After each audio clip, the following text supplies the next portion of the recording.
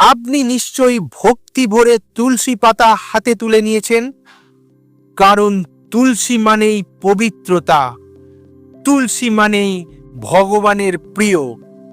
কিন্তু আপনি কি জানেন, এই একটি মাত্র পাতা যদি আপনি শিবলিঙ্গে দেন, তাহলে আপনার পুজো শাস্ত্রমতে ভুল হয়ে যায়? হ্যাঁ, যে তুলসী ভগবান বিষ্ণুর কাছে অতি প্রিয়, সেই তুলসী মহাদেবের পুজোয় নিষিদ্ধ।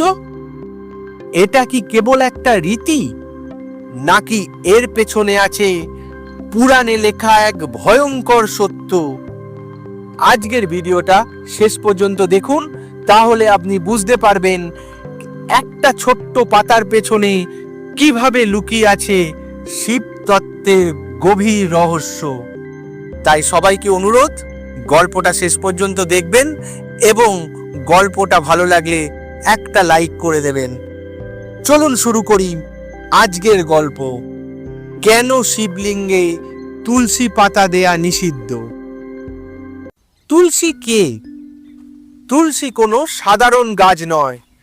পুরাণে তুলসী হলেন বৃন্দা দেবী, এক মহা তপস্বিনী নারী, যার সতীত্বের শক্তিতে একজন অসুর প্রায় অজেয় হয়ে উঠেছিলেন।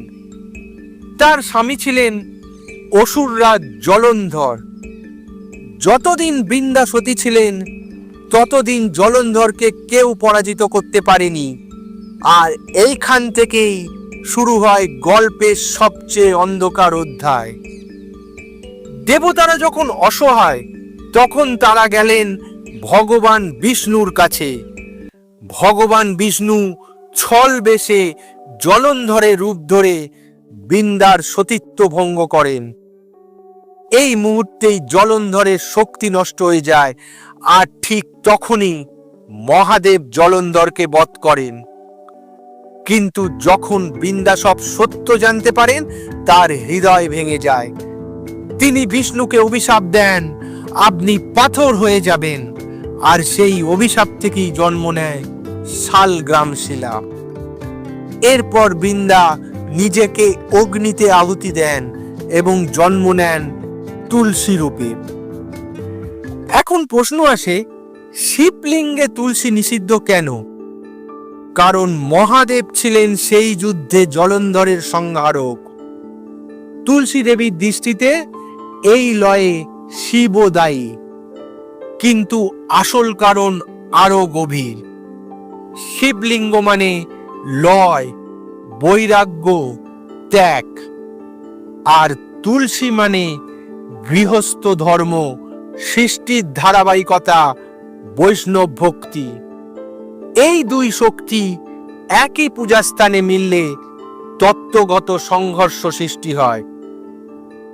শিব পুরাণে স্পষ্ট বলা আছে, তুলসীং নৈব নিবেদয়েৎ লিঙ্গে, অর্থাৎ শিবলিঙ্গে তুলসী নিবেদন করা যাবে না।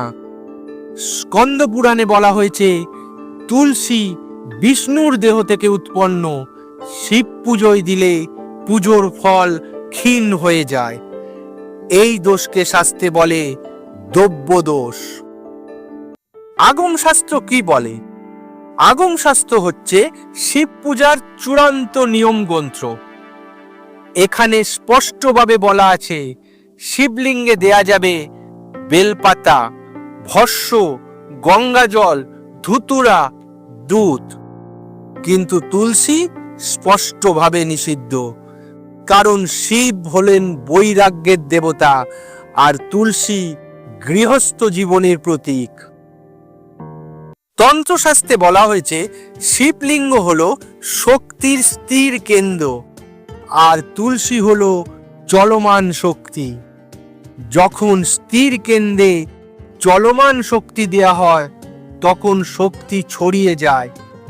একে তন্ত্রে বলে উপাসনা ভঙ্গ।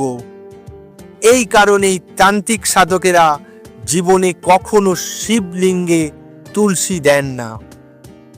তাহলে কি শিব আর ভগবান বিষ্ণুর মধ্যে বিরোধ রয়েছে? না, শাস্ত্র বলে শিব বিষ্ণুর হৃদয়, আর বিষ্ণু শিবের প্রাণ।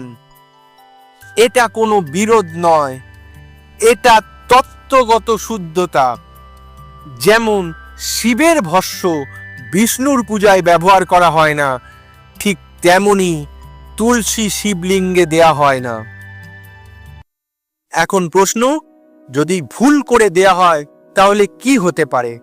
শাস্ত্রমতে তুলসী দিলে পুজোর ফল কমে যায়, মনে অস্থিরতা আসে, ধ্যানে স্থিরতা থাকে না, ভক্তি শক্তি দুই দুর্বল হয়ে যায়। এই কারণেই প্রাচীন পুরোহিতরা বলেন, ভক্তি অজান্তে ভুল করলে তার ফলও অজান্তেই নষ্ট হয়। তাহলে সঠিকভাবে শিব পূজা কিভাবে করবেন? বেলপাতা দিন 3 পাতা যুক্ত, প্রথমে জল, তারপর দুধ। ভস্য ত্রিপুণ্ড দিন, জপ করুন ওম নমঃ শিবায়, আর তুলসী রাখুন বিষ্ণু মূর্তিতে, তুলসী মঞ্চে, ঘরের পবিত্র স্থানে। শিব ভক্তি মানে অধিক কিছু দেয়া নয়, শিব ভক্তি মানে সঠিক জিনিস সঠিক নিয়মে দেয়া। ভক্তি হৃদয় থেকে আসুক, কিন্তু পদ্ধতি হোক শাস্ত্র থেকে। এই কারণেই 1000 বছর ধরে একটাই নিয়ম চলে আসছে, শিবলিঙ্গে তুলসী নয়। গল্পটা কেমন লাগলো অবশ্যই জানাবেন। গল্পটা ভালো লাগলে একটা লাইক করে দেবেন, বন্ধুদের সঙ্গে শেয়ার করে দেবেন, আর কমেন্টে লিখে দিন হর হর মহাদেব। আর মিথিক বাংলা চ্যানেলকে সাবস্ক্রাইব করতে ভুলবেন না। মিথিক বাংলা, যেখানে পুরাণ জীবন্ত হয়।